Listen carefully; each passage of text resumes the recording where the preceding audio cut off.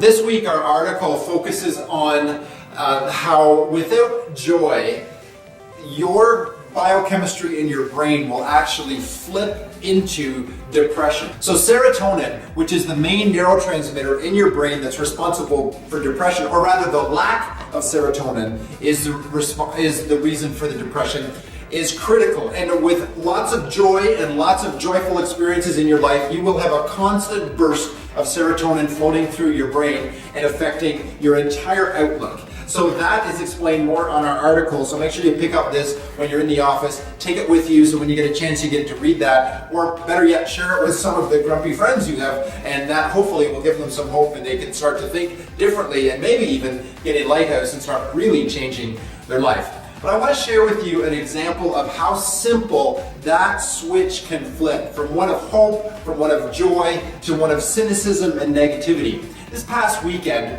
I was observing some of the people that we have given authority to in my son's life, to coach him and to mentor him, and they were behaving really poorly. In fact, I often, during my watching this, I was thinking, man, my kid, I think, has more maturity than these adults. But anyway, that's the situation that I'm going to need to deal with, and I will. And I'll walk into it, and I will try to find a solution.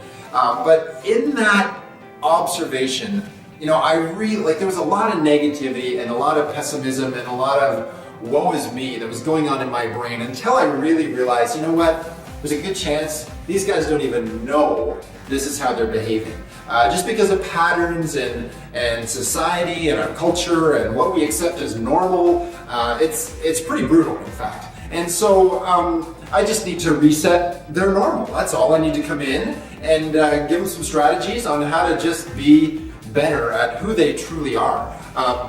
Sounds simple. We'll see after the discussion. But you know what? I'm only going to be as effective as I can bring joy and hope into that situation. Because if I come in with an accusational tone and a negative spirit, then all that's going to do is put them on their heels and there's going to be no solution there. So that's just one example of just dealing with people in the world that don't get the fact that joy is an essential ingredient in keeping us on the right track. And so, yes, we're talking about serotonin, but boy, oh boy, you could sure see there's so many ways in life where this can go sideways. And if we don't have a joyful spirit, if we don't have hope for tomorrow, then our brain biochemistry is working against us, and that is not 100 plus living.